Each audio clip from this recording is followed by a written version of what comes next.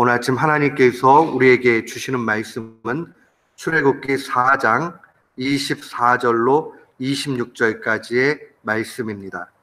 출애굽기 4장 24절로 26절 말씀.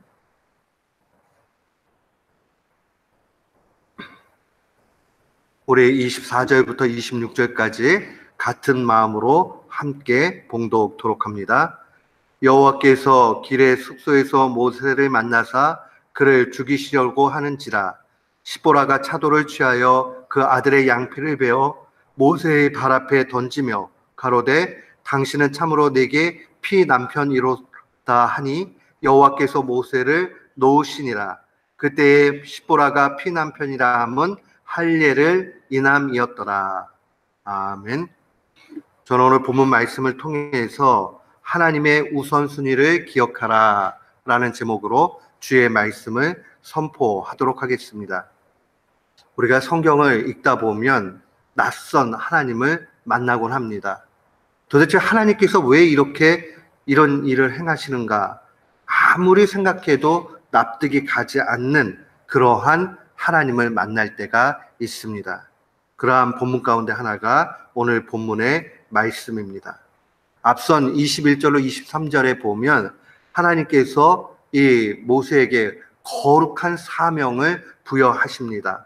바로 왕 앞에 가서 이스라엘을 놓아줄 것을 요청하라라는 엄청난 그러한 사명을 갖고 이제 광야길을 갑니다.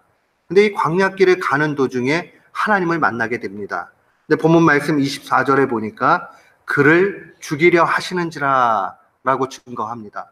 하나님께서 사명을 주고 사명을 감당하고 이제 나가야 되는 모세를 죽이려고 하는 그 모습을 바라볼 때 우리는 당혹함을 감출 수 없습니다.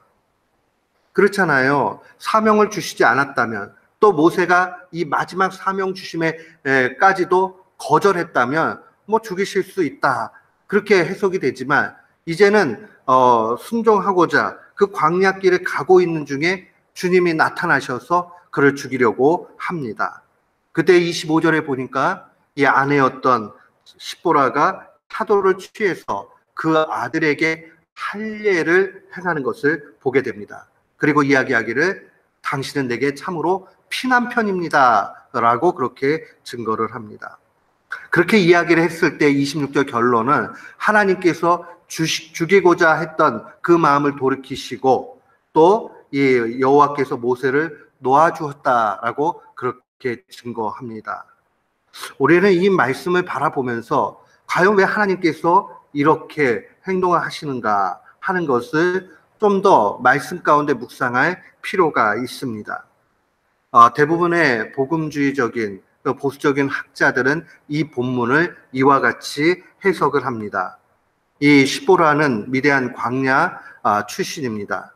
그렇기 때문에 이스라엘 공동체 내에서 행해지고 있는 할례에 대해서 무지했고, 어쩌면 그 할례라는 것이 이 시보라의 중심에는 별로 필요 없는 것으로 여겨질 수 있습니다.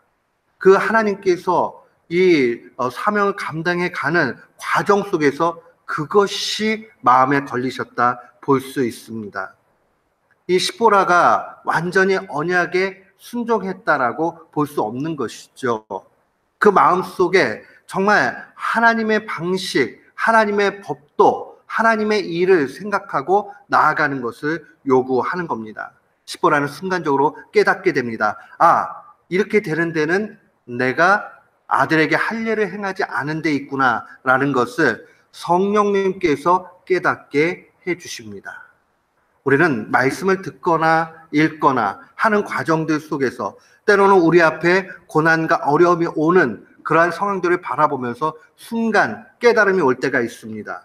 무언가 잘못됐다, 이때 어떻게 해야 되지? 라고 하면서 마음에 새로움을 가질 때가 분명히 있습니다. 이 시보라는 순간적 깨달음이 있었고 그 깨달음 가운데 순종의 믿음으로 나아가게 됩니다. 당신은 내게 참으로 피남편이다 하는 이 표현은 곧 이렇게 볼 수 있습니다. 내가 이전에는 언약에 대해서 무시하고 완전히 순복하지 않았지만은 이제는 하나님께서 주신 그 언약에 대해서 내가 순종하고 나아가겠습니다 하는 자신의 신앙 고백이라 볼 수 있습니다. 사랑하는 성도 여러분, 우리가 어떤 사명을 감당하는 일도 인생 가운데 매우 귀중합니다. 그런데 그 사명을 감당하기에 앞서서 필요한 것은 분명히 하나님의 우선순위에 먼저 나아가야 한다는 겁니다. 우리가 무언가를 개혁하고 바꾸고 또 그렇게 가는 것도 중요하지만 그 모든 것의 시작이 나의 변화를 통해서 먼저 나가야 되는 것을 보여주는 겁니다. 이스라엘 공동체를 약속에 따라서 430년 종살이했던 것을 청산하고 나아가는 모세의 사명 가운데 먼저 필요한 것은 그 가정 공동체 안에 참다운 언약이 세워지는 겁니다. 다른 말로 이야기하면 그들 먼저 하나님 앞에 순종하며 나아가는 것이 필요하다는 겁니다. 우리는 어떤 일을 할 때 언제나 하나님의 우선순위가 있다는 것을 놓치지 말아야 됩니다. 하나님은 어쩌면 이스라엘 공동체를 430년 애굽의 종살이 그 고통을 허용하시고 들으시는 가운데서 때가 되었기 때문에 모세 보내십니다. 근데 그 일보다 먼저 선행돼야 되는 우선순위 있다는 것을 우리는 기억해야 됩니다. 그것은 바로 언약에 충실한 일들에 또 할례에 순종하는 일에 먼저 모세의 가정이 하나님 앞에 나아가야 한다는 사실입니다. 우리는 이 말씀 가운데 다시 한번 우리의 중심을 먼저 살필 필요가 있습니다. 그렇다면 우리가 먼저 구해야 될 것은 무엇이겠습니까? 정말 하나님께서 우리 한 사람 한 사람에게 먼저 요구하시는 것은 무엇일까? 하나님의 우선순위 우리는 기억을 해야 됩니다. 누가복음 11장 13절 말씀 보면 주의 말씀은 이렇게 증거합니다. 너희가 악할지라도 좋은 것을 자식에게 줄 줄 알거든 하물며 너희 하늘 아버지께서 구하는 자에게 성령을 주시지 않겠느냐라고 증거합니다.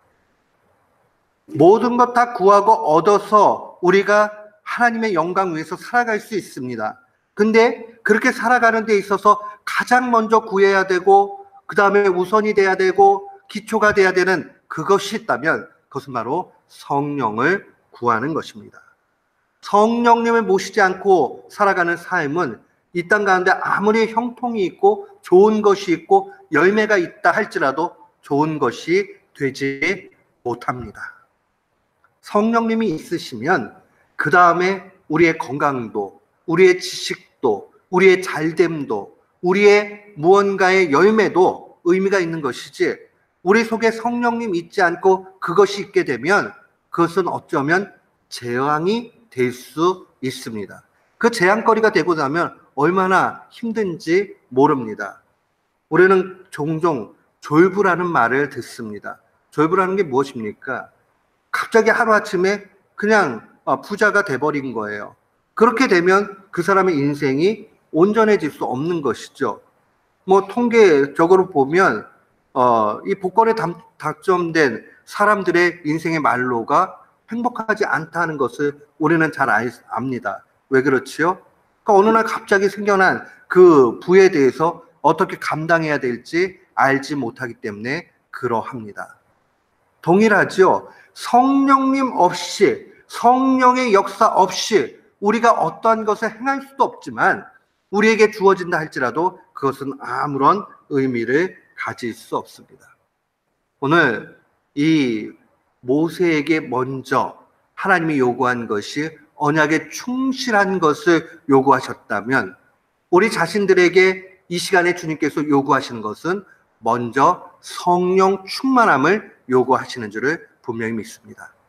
어떻게 하면 우리가 성령 충만한 가운데 나아갈 수 있겠습니까? 사도행전 2장 38절은 증거예요. 베드로가 가로되 너희가 회개하여 각각 예수 그리스도의 이름으로 세례를 받고 죄 사함을 얻으라. 그리하면 성령을 선물로 받으리니 라고 증거합니다. 성령을 우리가 받는 데는 회개가 필수적이고 예수 그리스도의 그 피공로를 통해서 우리가 완전히 세례를 받아야 됩니다. 깨끗이 씻김을 받아야 됩니다. 그러니까 우리가 주님 앞에 우리의 죄를 발견하고 그 죄악 가운데 회개하면서 나아가게 될 때 우리는 예수 그리스도의 피 공로를 통해서 정결하게 됩니다. 정결하게 되면 우리 속에서 성령님이 역사하기 시작합니다. 성령님은 인격적인 하나님이시기 때문에 우리의 중심 가운데 계시지만은 그러나 우리가 더럽고 추하고 악하고 죄악을 먹고 마시고 하는 그 가운데 있게 되면 성령님은 침묵하고 계시고 역사하지 않습니다. 참된 회개와 믿음이 필요한 것입니다. 그렇게 나아가게 될 때 우리는 성령 충만함을 통해서 변화된 삶을 살게 돼 있습니다. 기독교 신앙이 복잡하지 않아요.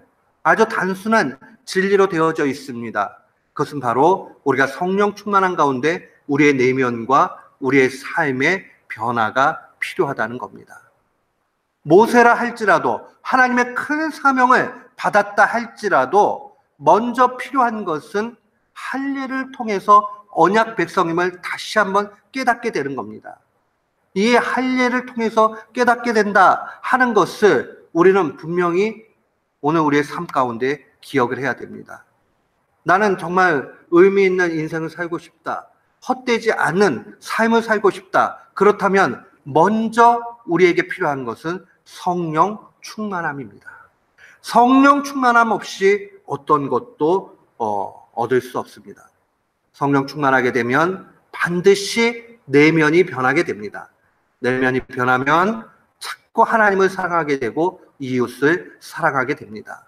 그렇게 될 수밖에 없어요. 우리의 내면이 변하니 당연히 사랑의 열매를 맺을 수밖에 없는 겁니다. 요 며칠 전에 루터의 그 어록 가운데 하나를 본 것이 있습니다. 우리가 하나님을 믿고 나아가는 데 있어서 우리의 행함이 전혀 필요 없다라는 확고한 믿음을 가졌던 루터가 그런 이야기를 하지요. 우리가 행함이 아니라 참된 오직 믿음만으로 구원을 받는다.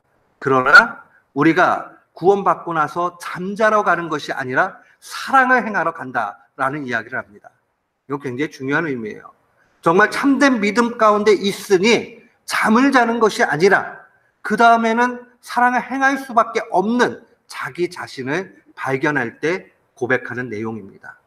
사랑하는 성도 여러분, 우리는 하나님의 우선순위를 기억해야 됩니다.